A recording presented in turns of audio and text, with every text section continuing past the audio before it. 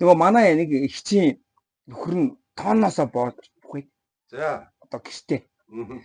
За тэгээд би нөгөө цагаансаар очтгийг. Тэгс нөгөө хүмүүс тоон дээр байждаг.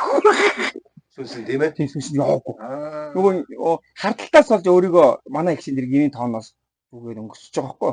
За юунд өөрийгөө одоо ална гэдэг бол хамгийн муухгүй шүү дээ. Тийм шүү дээ. Тэгээ явдгүй юм бэ. Амиа орлно гэж. Амиа.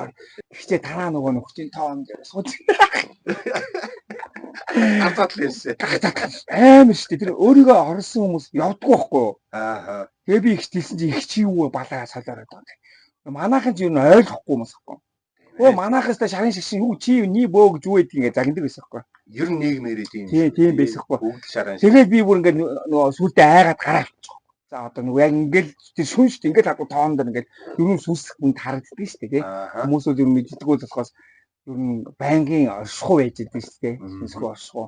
Тэгэхээр нөгөө нэг бөө болно гэдэг нь өөрөө бас дээд өвчмөцтэй тий. Үхэл тийм мөнх хөхтэн гэдэг үхэлтэй ч гэсэн хамт заагалж явдаг юм.